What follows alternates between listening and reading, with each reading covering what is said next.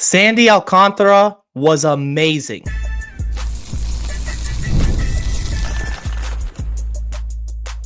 You are Locked On Marlins, your daily podcast on the Miami Marlins. Part of the Locked On Podcast Network, your team every day. Welcome into Locked On Marlins. I'm your host, Jeremiah Geiger. I've been podcasting about the Marlins for 3 seasons. Go hit me up on X at Jeremiah Geiger 2. And thank you for making Locked On Marlins your first listen of the day. It's part of the Locked On Podcast Network, which is your team every day. Don't forget to hit the YouTube channel and let me know your thoughts in the comments section. And on today's show, El Caballo, Sandy Alcantara, is back. He was magnificent against the Pirates, going 6 shutout innings. I'm going to talk about him, what it means for Alcantara, what it means for the Marlins. They can finally win a series. It would be their first series win dating back to the Angels series, and it feels like an eternity ago. So hopefully you can continue the momentum and get this series dub. It would be huge for the morale of this Marlins team. And finally, I'm going to talk about getting value from the current roster as it stands, how Peter Bendix and the Marlins can translate that into pieces for the future. That's all coming up, but I want to remind you that this episode is brought to you by Monarch Money. Take control of your finances with Monarch Money. Use code LOCKEDONMLB at monarchmoney.com for 50% off your first year. Look, it's been a really rough season for Sandy Alcantara. The narrative heading into this year was that he was going to be traded. He was the biggest trade chip, arguably, of the entire deadline. And then things have just unraveled throughout the first couple of months. April and May, he was just not good. His ERA was bloated. It was over 8, which, if he had been qualified, would have been the worst ERA among all starting pitchers in baseball.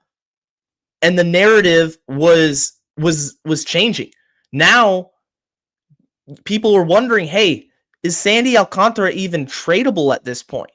What do they do with him? Is he completely washed? I myself had worries because each and every 5th day when Sandy takes the mound, I would expect him to go out there and have the vintage Sandy start. What we've been accustomed to see over the last few years is domination. A pitcher that can just take over a game and mow down hitters, be effective, get ground balls, locate well, and none of that was happening. And with every outing that happened, it was painful.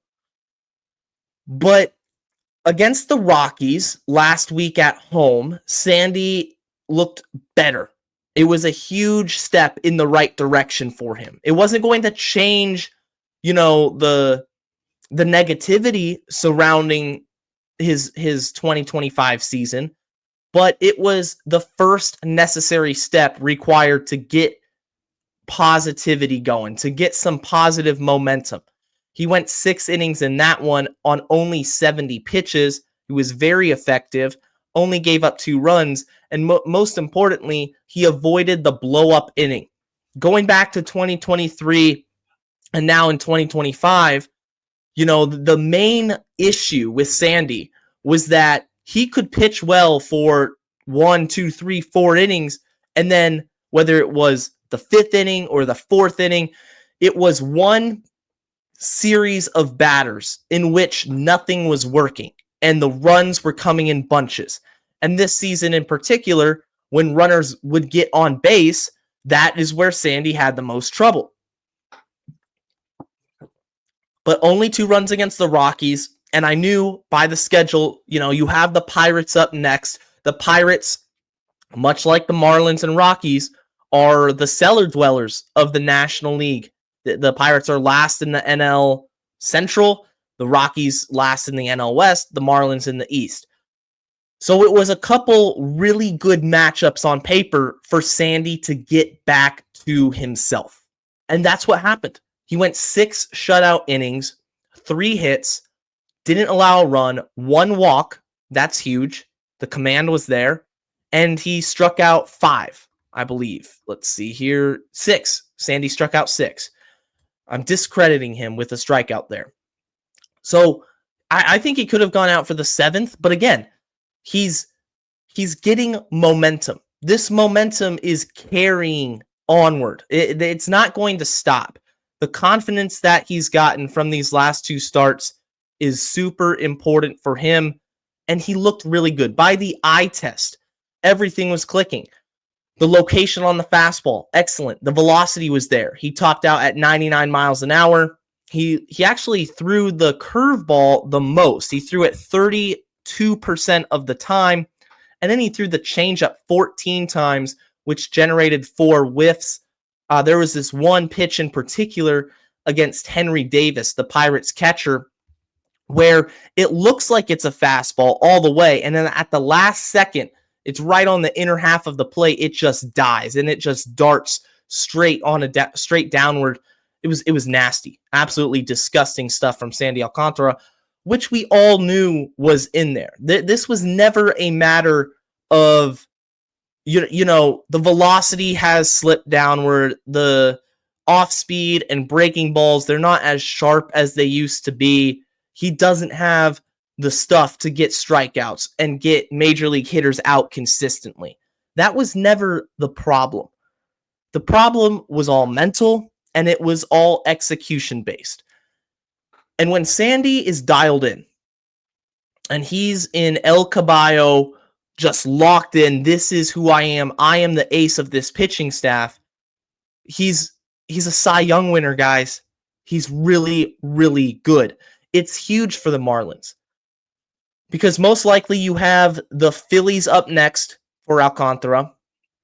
Yuri Perez is scheduled to start on Sunday. Now, if they decide to move Yuri back a day, but I think they want to give him that extra rest. That's just my opinion. Sandy would get the Phillies at home. Phillies are a much tougher lineup on paper than both the Pirates and the Rockies. So can he get a 3rd consecutive start of Sandy Ball, of El Caballo? Is that going to be the new narrative where, yeah, you had 2 really bad months and it was frustrating. It was confusing for everybody involved, but that's all behind you. It's all systems go forward. That's what it's about, moving forward. For the Marlins, this is huge because Sandy Alcantara is still a trade asset. He's still somebody that if the value is there at the deadline, and I don't think the value has completely gone away, there's still teams interested in him. There's no doubt about that. But if he can really build up his trade value, then the prospect haul that you imagine getting for Sandy Alcantara is very much still in play.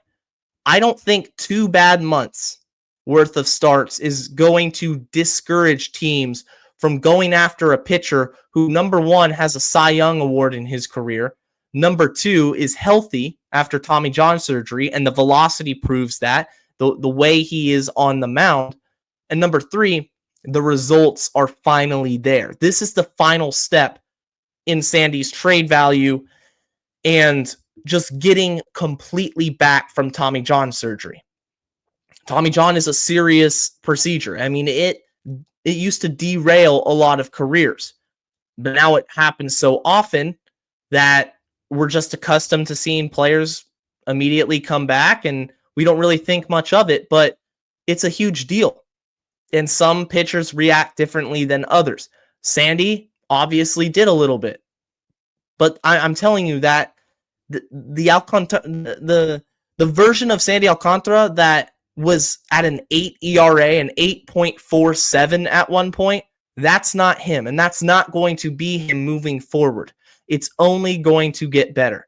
And it's going to be better for the Marlins if they can win their first series, in which has felt like an eternity. They can do so on Wednesday in a matinee game and close things out with the Pirates and Bailey Falter. Cal Quantrill will be taking the hill. More about that coming up next. And this episode is brought to you by our friends at Monarch Money. You ever check your bank account and you wonder, where did all my money go? Between dining out, online shopping, spending money on baseball game tickets, anything you can think of, that money adds up and it's easy to lose track. But that's where Monarch Money comes in. It's your personal CFO giving you full visibility and control over your finances. Monarch Money isn't just a budgeting app. It's a complete financial command center. You can track all your accounts, track your spending and investments in one place, so you stop just managing your money and you start building wealth as well. I know that sometimes I don't crunch the numbers to a T when I spend. Sometimes when I go to a baseball game, for example, you got the tickets and then you want to get a hot dog, you want to get a soda, and that can add up. Maybe, in the seventh inning, I'm feeling, some type of way and I want to get some popcorn or candy. And then I can lose track of that. But Monarch Money keeps me in check because it helps me budget smarter and then, most importantly, save more money. If you have a spouse, managing money with your partner is smoother than ever. You can track shared and personal accounts, set your goals, and then stay on the same page without all the added stress.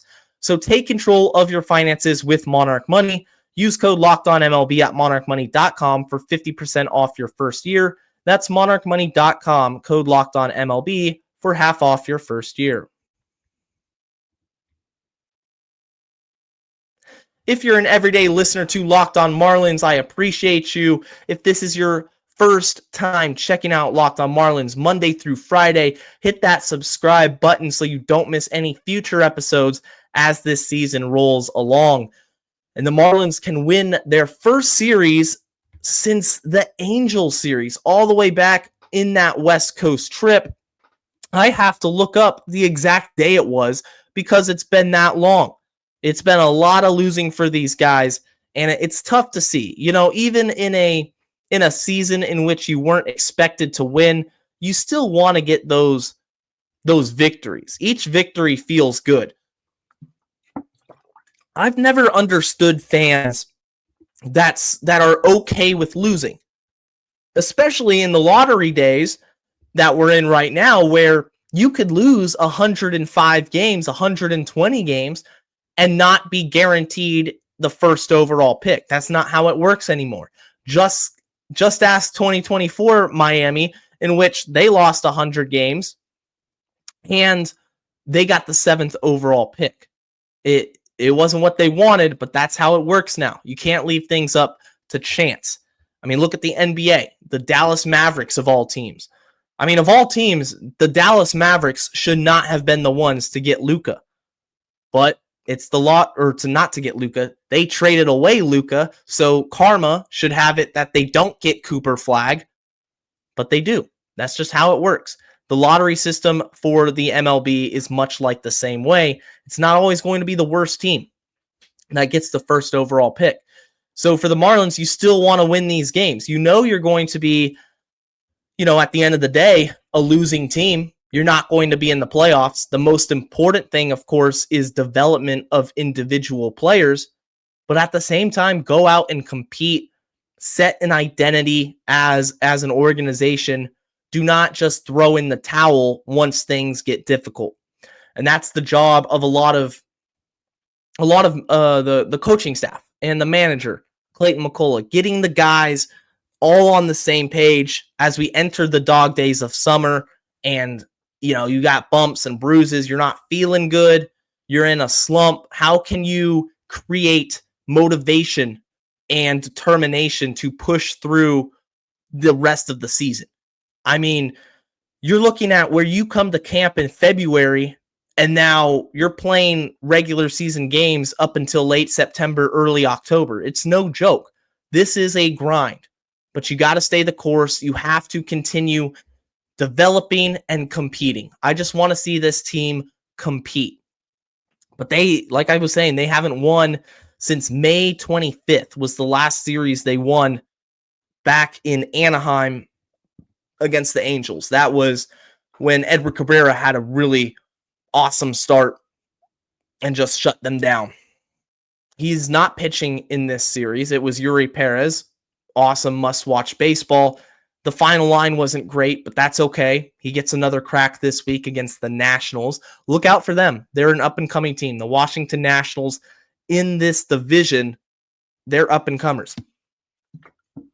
The Marlins have to compete with some real stars over the next decade. The Mets will always be the Mets. The Braves, they're 10 games under.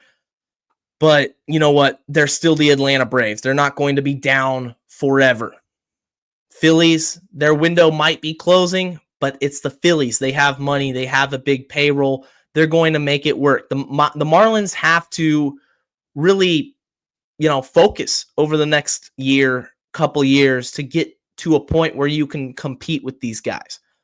Same with the Pirates. The Pirates are in a boat of their own, and this is a series between two of the worst teams in the National League. The worst team, of course, being the Colorado Rockies, who swept the Marlins. So record-wise, it's the Rockies, but it certainly didn't look like that when they played us at Lone Depot Park. But who's going to win this one? Bailey Falter is the left-hander for Pittsburgh. You have Cal Quantrill on the mound for Miami. And there's going to be a lot of flack that comes Cal Quantrill's way. I've ripped into him on the podcast because he was awful. In April, he had a 7.15 ERA in 5 starts. Couldn't strike out anyone. There was some real bad blow-up games for him at the beginning of the season.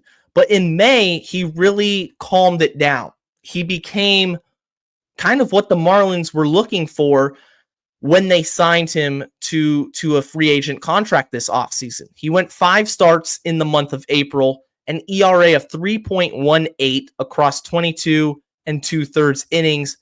He only gave up, 21 hits, but he only walked 6 and struck out 22. So that was huge for Cal Quantrill, dialing in the command and not giving away an outing.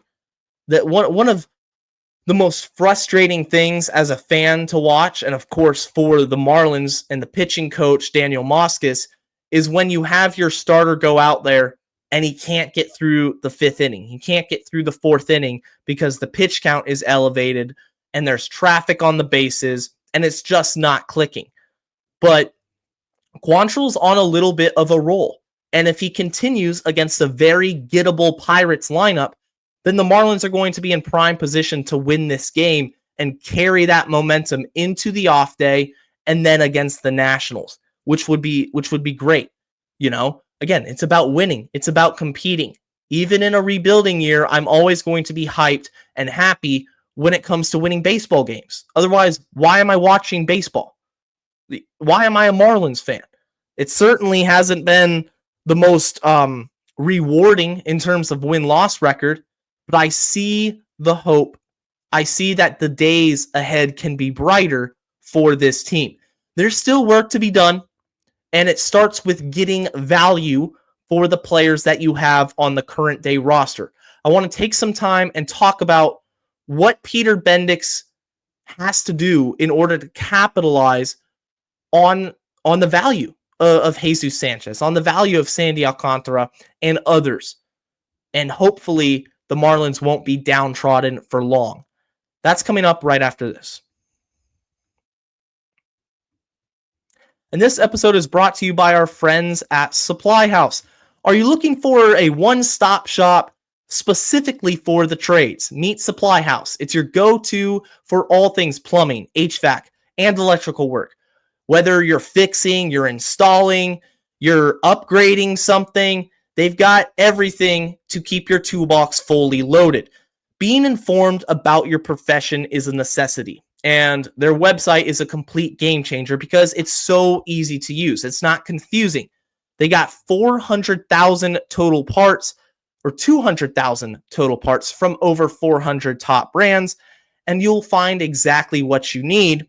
And when you order it, it's going to ship fast from coast to coast. If you need help with an order, you give them a call on their phone line. There's not going to be a robot involved. You're going to talk to a real representative over from Supply House, and they're going to give you your answers And if you're one of those trade professionals, or you know someone, maybe a friend, maybe a family member that's in one of these fields, then talk to them, or you yourself, maybe sign up for the free Trade Master program.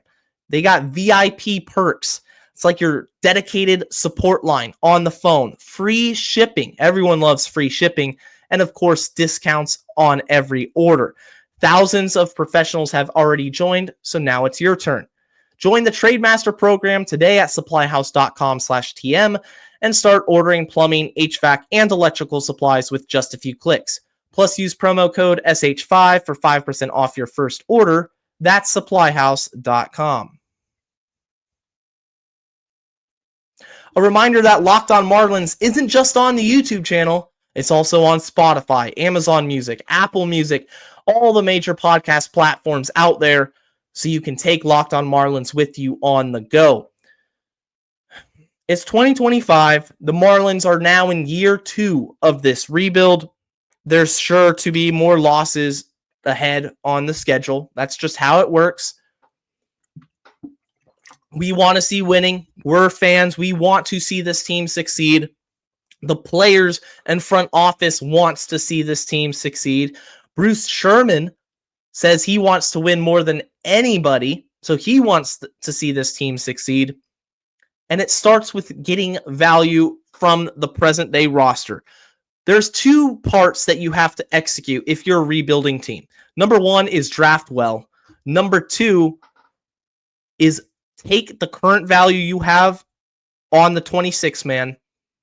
How do you translate that into prospects and major league ready guys that you view as being potential cornerstone players? It started back in 2024. Peter Bendix has made some trades that I disagree with. He has made some trades that I am 1,000% on board with, and we're already seeing the Marlins reap the dividends from. Number 1, the Jazz Chisholm Jr. trade.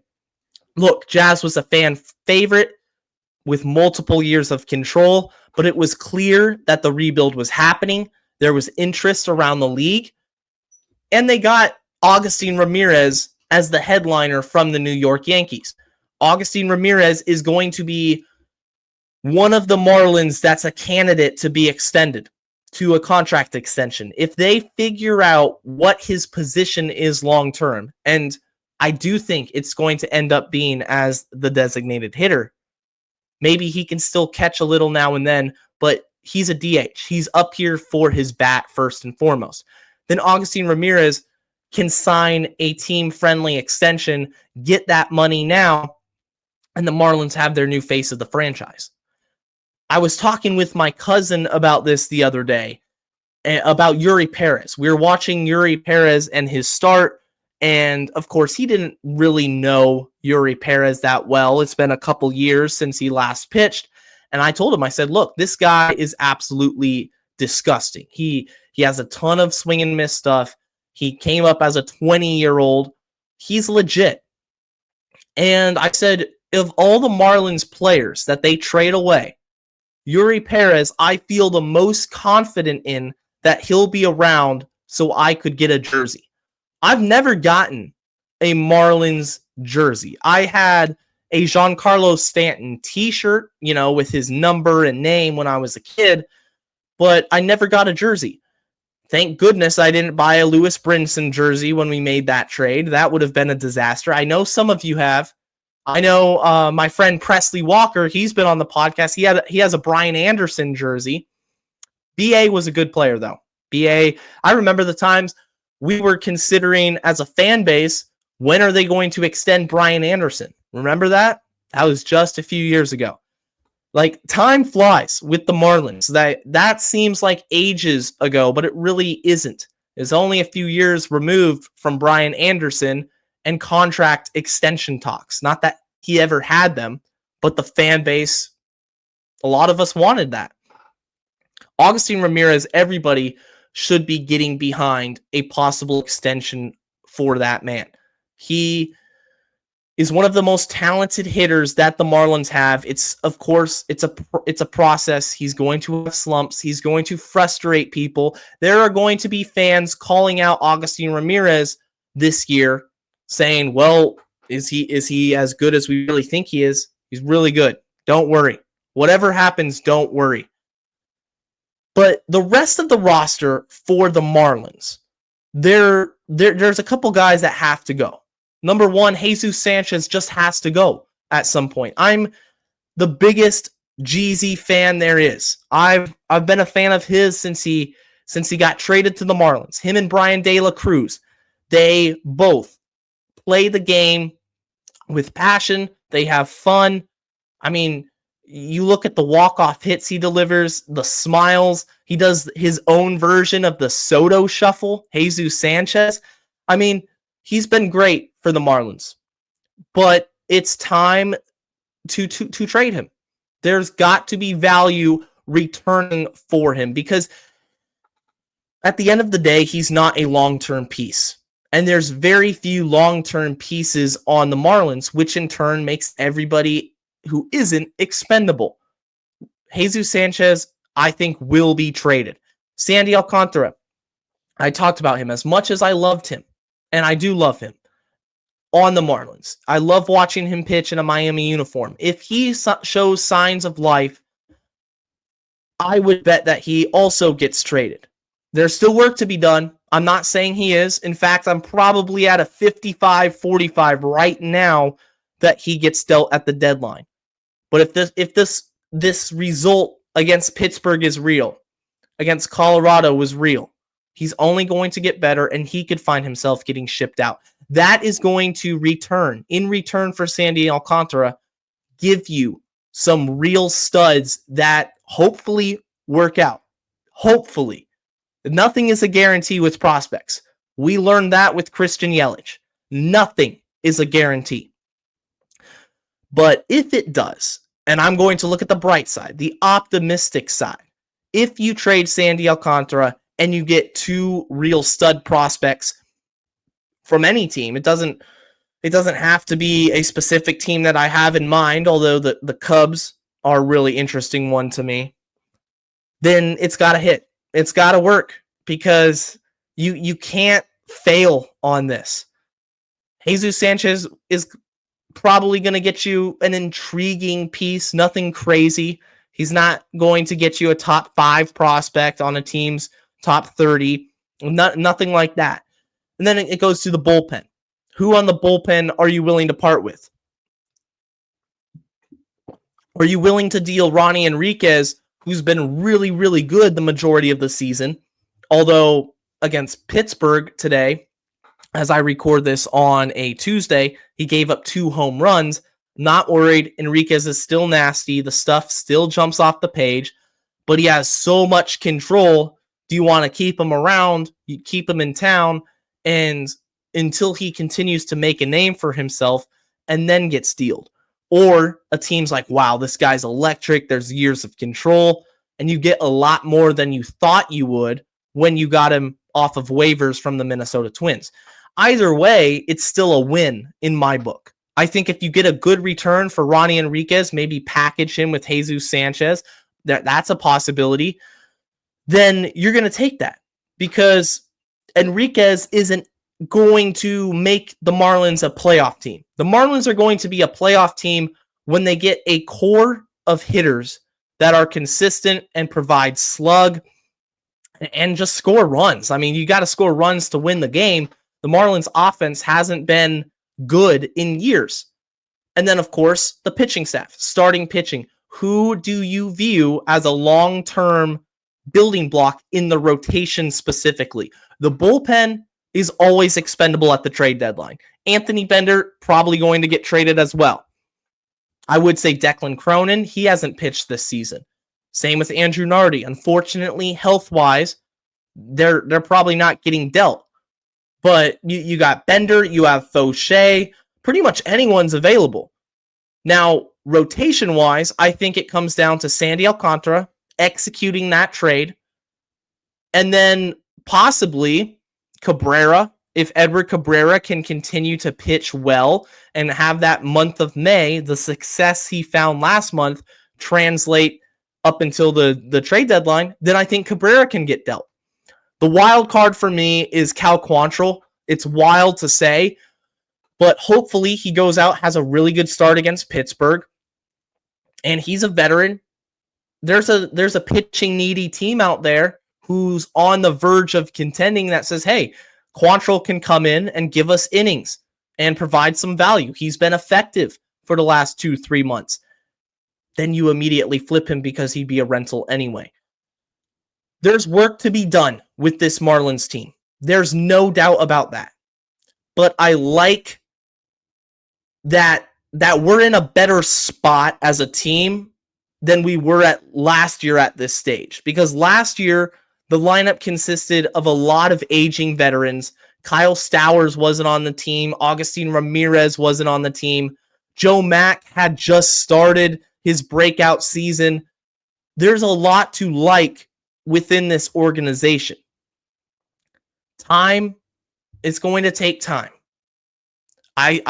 I think 2027 is the target date when you want to truly, stamp your mark as a competitive team in the NL East. But each season matters.